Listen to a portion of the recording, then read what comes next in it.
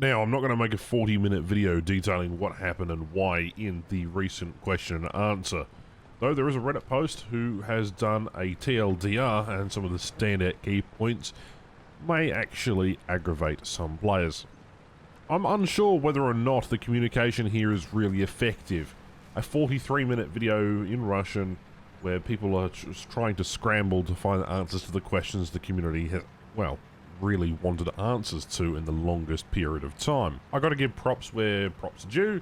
That is, that War Thunder at least is trying to communicate with the community. But these question and answers often come off sort of one-sided. From a business point of view, it kind of makes sense. The vibe that I'm getting here is full of the same nothing answers and excuses as per normal. A lot of the answers are one-offs. A lot of them are not really answering the question, just sort of deviating around it like a politician. This is a gaming company. People want to know what the future is.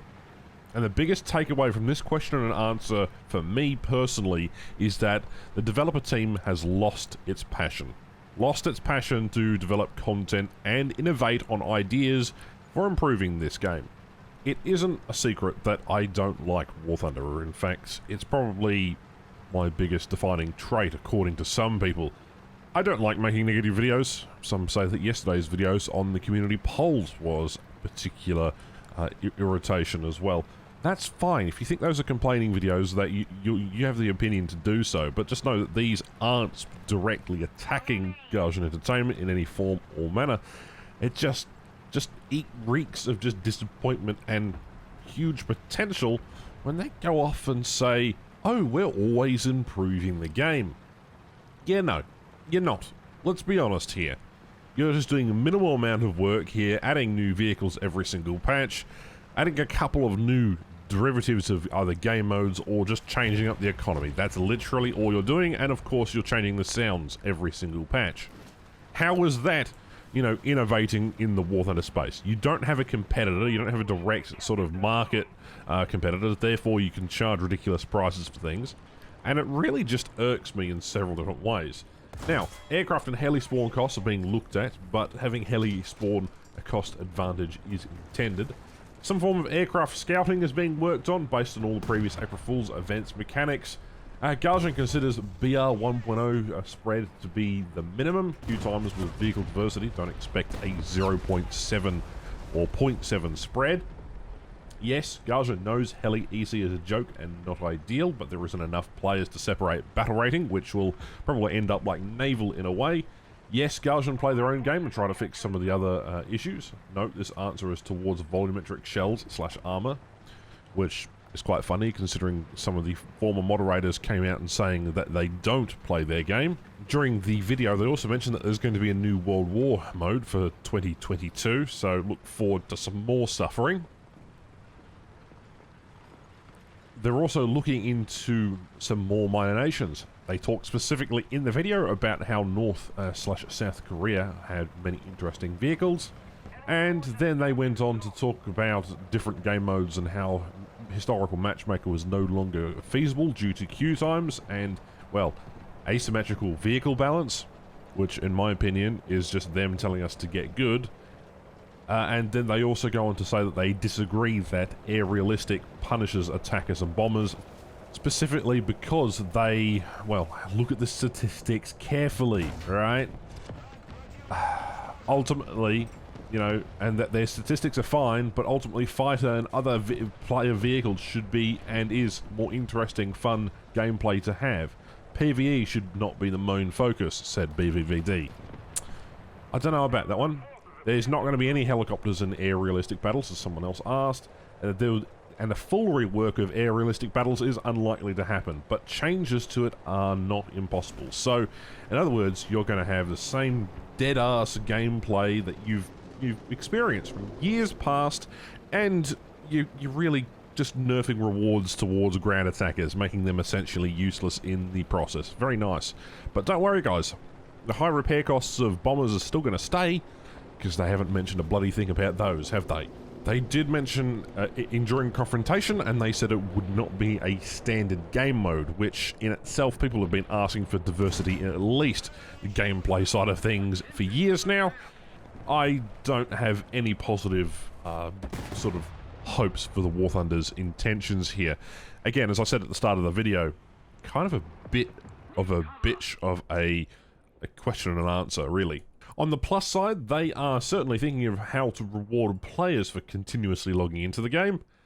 They did say that they're also looking at balance between aircraft and heli versus anti-air, and some rebalancing is possible. Will not be a complete rebalance. In other words, close air support and AAA vehicles and SPAA vehicles are still going to remain the same meta as it always been. And this is what gets me the most. Gaijin disagrees that top-tier jet realistic battles is easy in that it involves lots of split-second decisions and little room for error in terms of positioning. I'm sorry, but what are you smoking? And that mechanics for IR missiles won't be fundamentally changed. There will be no variations in how they behave in future with newer missiles. Will be simpler than the old missiles.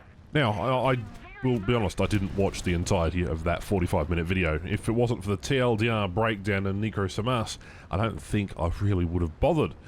Thing is, you know, a question and answer normally involves seeing a list of potential questions presented in front of a long, digestible sort of type of content. That's how they've always done it. A video format works, but only if 100% of the people wanting to know answers to their questions are there.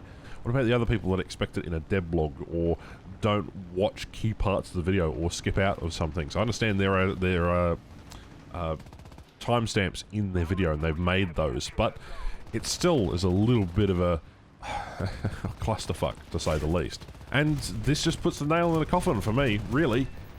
The admission that they would never be giving bombers or attackers anything remotely interesting to do in realistic battles, let alone, you know, some of the other sort of roles, means that, well, you're grinding out vehicles that are basically dead in the water. It just confirms that they don't really care for diversifying game modes, adding different bombing targets, adding more AI aircraft to missions, making maps diverse and unique, like, for example, in other games like IL-2. At no point was there a mention of repair cost reduction or any sort of research reduction across the board. There wasn't any sort of, I guess, indication or acknowledgement that some of the changes that they had made were particularly bad. There is no acknowledgement of any of the screw-ups or any of the past controversies either, which in itself kind of speaks volumes about the company in itself. You know, you want to be out there, you want to show your product off, you want to, you know, give clarity to a lot of players. And while I appreciate this being 45 minutes, it's not 45 minutes of useful information that can actually give calm and present the community with actual facts and data for reasonings of changes. Instead, you're telling us that naval is essentially worthless. You're telling us that enduring confrontation is something you will never do because you can't figure out how to make game modes properly. You're also saying that enduring confrontation for helicopters is basically being canned and you can't decompress that. You're also telling us that air realistic battles is completely and utterly not going to change, so it's going to be team fighter deathmatch, so to speak, or team deathmatch consistently, providing no extra reason for you to play a ground support vehicle in any kind of other game mode outside of ground forces. To top it off, they also said that Gaijin isn't against having a roadmap, despite its pros and cons, and debated the aspects of whether or not that'd be a pro, despite having roadmaps existing prior to 2014 that I have no idea what they did with. And then you go into the way that no rework for aircraft is going to ever happen, which means that for me personally, I don't really want to play the same stagnant game mode for the next 6 years, and it just comes off as completely out of touch. Now, I understand there are good intentions with this. They are trying to communicate with the community. I'll give them props for that. However, the way it's come off in a 45-minute video, it hasn't exactly inspired confidence in a lot of other creators that I have chatted to about this. And with it being update season, this can quickly get swept under the rug as the new shiny vehicles come out. And here we go in the rinse and repeat cycle that always seems to be War Thunder. Yeah, I think I need a career change, is really what I'm saying. Don't worry, guys. 9 years of War Thunder, they said. It'd be fun, they said. Yeah, a detriment to everyone's mental health, more like.